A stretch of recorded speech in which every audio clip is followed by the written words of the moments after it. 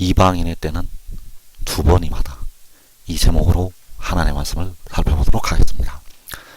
마지막 날에 이 땅에 큰 환란이 있게 되는데, 바로 이방인들을 통해서 큰 환란이 백성들에게 임하게 됩니다. 그래서 이방인의 때는 두 번이마다, 이 제목으로 하나님의 말씀을 살펴보도록 하겠습니다.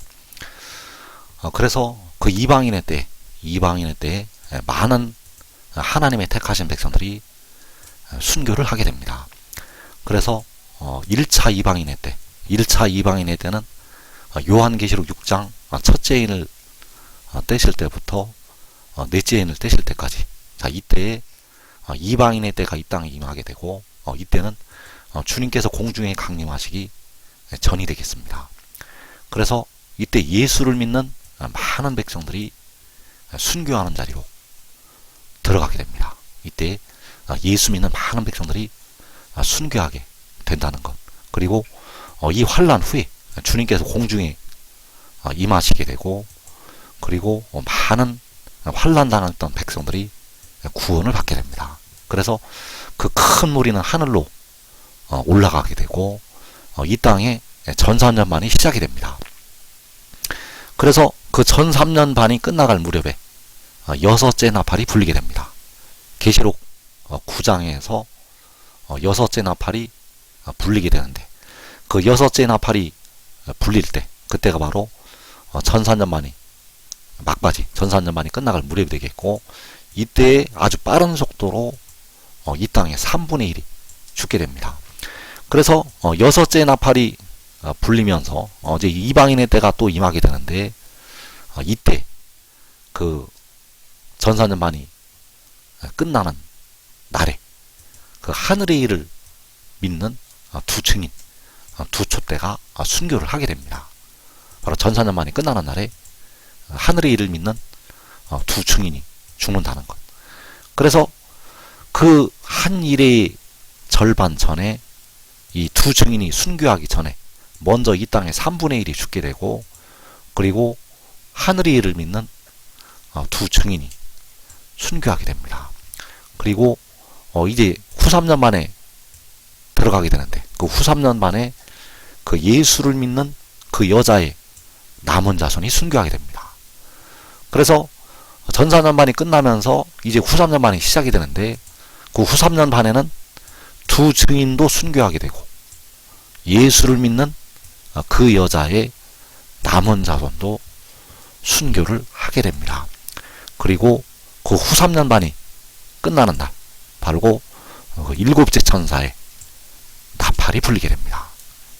전 4년 만에 막바지에 여섯째 나팔이 불리게 되고, 후 3년 반이 끝나는 날 일곱째 천사의 나팔이 불린다는 것.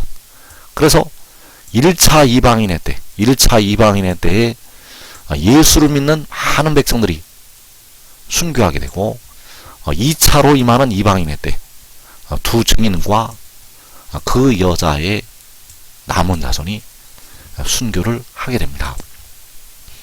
그래서 그 1차 이방인의 때가 계시록 6장에서 첫째 인을 떼실 때부터 넷째 인을 떼실 때까지 이 땅에 임하게 되고, 예수 믿는 많은 백성들이 순교를 하게 됩니다.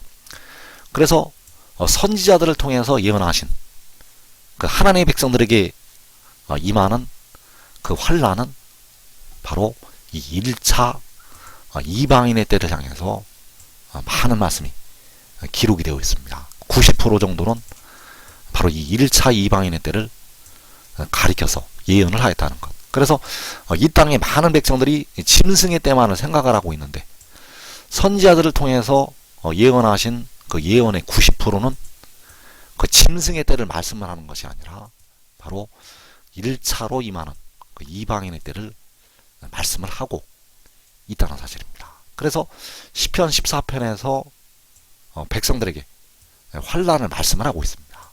이 환란이 계시록 6장에서 첫째 인을 떼실 때부터 넷째 인을 떼실 때까지 임하게 됩니다. 시편 14편 1절에서 어리석은 자는 그의 마음에 이르기를 하나님이 없다 하는도다. 그들은 부패하고 그 행실이 가증하니 선을 행하는 자가 없도다. 여호와께서 하늘에서 인생을 굽어 살피사 지각이 있어 하나님을 찾는 자가 있는가 보려 하신즉 다 치우쳐 함께 더러운 자가 되고 선을 행하는 자가 없으니 하나도 없도다. 죄악을 행하는 자는 다 무지하냐. 그들이 떡 먹듯이 내 백성을 먹으면서 여호와를 부르지 아니하는도다. 자, 여기서 어리석은 자를 말씀을 하고 있는데 이 어리석은 자들이 바로 이방인을 말씀을 하고 있습니다.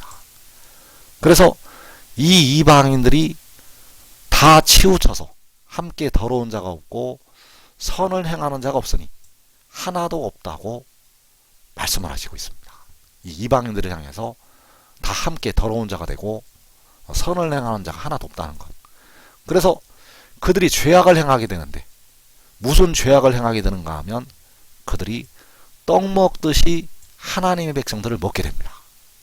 이 이방인들이 떡을 먹듯이 하나님의 백성들을 삼킨다는 것. 그래서 하나님의 백성들을 삼킨다는 것은 그들을 죽이고 도둑질하고 멸망을 시키는 것이 되겠습니다. 이들이 하나님의 백성들을 삼키면서 여호와를 부르지 않는다는 것. 그래서 그 이방인들이 떡 먹듯이 하나님의 백성들을 삼킬 때 많은 예수를 믿는 백성들이 순교하게 됩니다. 계시록 6장에서 많은 예수 믿는 백성들이 그 이방인들에게 삼킴을 당하게 됩니다. 그래서 그 이방인의 때 1차 이방인의 때가 계시록 6장에서 첫째 인을 떼시면서 넷째 인을 떼실 때까지 임하게 됩니다. 그래서 이때 그 이방인들이 바로 10편 14편에서 어리석은 자요 죄악을 행하는 자요 떡 먹듯이 하나님의 백성들을 삼키는 이 그들이 되겠습니다. 그래서 주님께서 이 마태복음 말씀과 마가복음 말씀과 누가복음 말씀에서 이 마지막 임할 환란을 말씀을 하셨는데 이때가 바로 계시록 6장의 환란을 말씀을 하신 것이 되겠습니다. 주님께서 마태복음과 마가복음과 누가복음에서 말씀을 하신 그 마지막 환란은 계시록 6장의 환란. 그래서 마태복음 24장 9절에서 그때 사람들이 너희를 환란에 넘겨주겠으며 너희를 죽이리니 너희가 내 이름 때문에 모든 민족에게 미움을 받으리라. 자, 여기 사람들, 이 사람들이 바로 이방인들이요. 이 모든 민족이 바로 이방인들이 되겠습니다. 그래서 이방인들이 백성들을 환란에 넘겨주게 되고 이방인들이 백성들을 죽이게 되고 이방인들에게 백성들이 미움을 받게 됩니다. 또 누가복음 21장 24절에서 그들이 칼날에 죽임을 당하며 모든 이방에 사로잡혀 가겠고 예루살렘은 이방인의 때가 차기까지 이방인들에게 밟히리라. 자, 여기서 예루살렘은 마지막 때를 살아가고 있는 하나님의 택하신 백성들이 되겠습니다. 그래서 하나님의 백성들이 모든 이방에 사로잡혀 가게 되고 이방인의 때가 차기까지 이방인들에게 밟힌다고 말씀을 하셨습니다. 그래서 여기서 말씀하는 이방인의 때는 짐승이 다스리는 그 후 3년만을 말씀하는 것이 아니라는 사실입니다. 누가복음 21장에서 주님께서 말씀하신 이방인의 때는 후 3년만을 다스리는 짐승의 때를 말씀하는 것이 아니라 계시록 6장에서 4분의 1이 죽임을 당하는 환란의 때를 말씀을 하셨다는 것이 되겠습니다. 그래서 그 이방인의 때 하나님의 백성들이 칼날에 죽임당하게 되고 그 이방인의 때에 하나님의 백성들이 모든 이방에 사로잡혀 가게 됩니다. 그래서 그 이방인의 때 예수 믿는 많은 백성들이 순교하게 되는데 바로 그 이방인들이 떡을 먹듯이 하나님의 백성들을 삼키게 됩니다. 그래서 그 이방인들에 의해서 칼날에 죽임을 당하게 되고 그 이방인들에 의해서 사로잡혀 가게 되고 이방인의 때가 차기까지 하나님의 백성들이 이방인들에게 밟히게 됩니다. 그래서 하박국 선지자가 하박국 선지자가 이때를 향해서 말씀을 받아 기록을 하였습니다. 그래서 하박국 선지자가 말씀하는 그 예언의 때도 계시록 6장에서 첫째 인을 떼실 때부터 넷째 인을 떼실 때까지 그때를 향해서 하박국 선지자가 예언을 한 것이 되겠습니다. 하박국 1장 13절에서 주께서는 눈이 정결하심으로 악을 참아 보지 못하시며 폐역을 참아 보지 못하시거늘 어찌하여 거짓된 자들을 방관하시며 악인이 자기보다 의로운 사람을 삼키는데도 잠잠하시나이까. 자, 여기서는 하박국 선지자가 하나님의 백성들이 그 이방인들에게 삼킴당하는 모습을 보면서 하나님께 부르짖는 것이 되겠습니다. 그래서 어찌하여 거짓된 자들을 방관하시며 악인이 자기보다 의로운 사람을 삼키는데도 잠잠하시나이까. 그래서 이 거짓된 자들이, 이 악인이 계시록 6장에서 하나님의 백성들을 삼키는 이방인들을 말씀하라고 했습니다. 이 거짓된 자들이, 이 악인이 계시록 6장에서 하나님의 백성들을 삼키는 이방인들. 그래서 어찌하여 이방인들을 방관하시며 이방인이 자기보다 의로운 사람, 자기보다 의로운 백성들을 삼키고 있는데도 잠잠하시나이까. 그래서 이때가 바로 그들이 떡 먹듯이 하나님의 백성들을 삼키는 때가 되겠고, 바로 악인이 자기보다 의로운 사람을 삼키는 때가 되겠습니다. 이때가 바로 요한계시록 6장에서 4분의 1이 죽임을 당하는 환란의 때가 되겠습니다. 그래서 현재 이 땅에 예수 믿는 백성들이 짐승의 때만을 생각을 하고 있고 그 후 3년반을 생각만 하고 있는데, 그 전에 가장 많은 백성들이, 또 이 땅의 한국 백성들이 환란을 당하는 때는 계시록 6장이 된다는 것을 우리가 알아야 됩니다. 그래서 이방인의 때, 그 이방인의 때에 우리 유다 지파가 될 이 한국이 황폐화가 됩니다. 이 유다 지파가 될 한국이 황폐화가 된다는 것. 그래서 그들이 떡 먹듯이 하나님의 백성들을 삼킬 때, 바로 악인이 자기보다 의로운 사람을 삼킬 때, 그때가 바로 이 유다의, 이 한국의 하나님의 진노의 막대기가 임하는 때가 되겠습니다. 하나님께서는 우리나라를 징벌하시는데, 우리나라를 하나님께서 심판으로 이제 인도를 하시게 되는데, 바로 이 거짓된 자들을 통해서, 이 악인들을 통해서 심판을 하시게 됩니다. 그래서 이사야 51장 19절에서 이 두 가지 일이 내게 닥쳤으니 누가 너를 위하여 슬퍼하랴. 곧 황폐와 멸망이요 기근과 칼이라. 누가 너를 위로하랴. 내 아들들이 곤비하여 그물에 걸린 영양같이 온 거리 모퉁이에 누웠으니 그들에게 여호와의 분노와 내 하나님의 견책이 가득하도다. 자, 그 백성들에게, 특히 유다 백성들에게, 이 땅의 한국 백성들에게 여호와의 분노와 내 하나님의 견책이 가득할 것이라고 말씀하셨습니다. 그래서 이 땅의 아이벤 자들에게, 젖먹이는 자들에게 여호와의 분노와 하나님의 견책이 임하게 됩니다.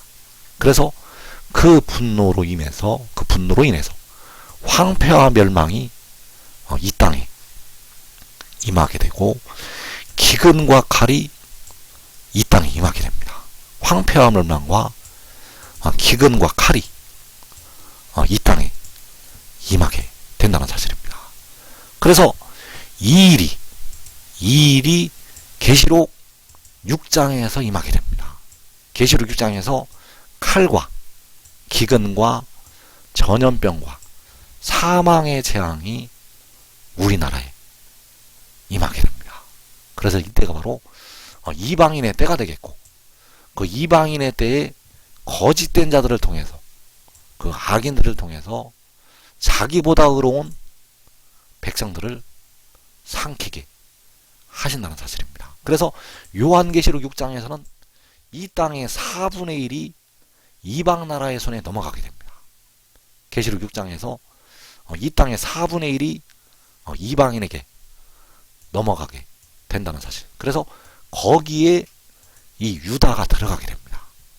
그 4분의 1에 이 유다가, 이 한국 백성들이 들어가게 된다는 사실. 그래서 이날에 이 한국 백성들 중에서 그 이방인에게 넘어가지 않는 성읍이 있습니다. 이 모든 나라는 이방인들에게 넘어가게 되는데, 하나님께서 이 중에서 한 성읍을 남겨 두시게 됩니다. 그래서 그 이방인의 때가 끝날 때, 그 한 성읍에서 이제 이 땅의 4분의 1을 삼킨 그 이방 나라들을 심판하시게 됩니다.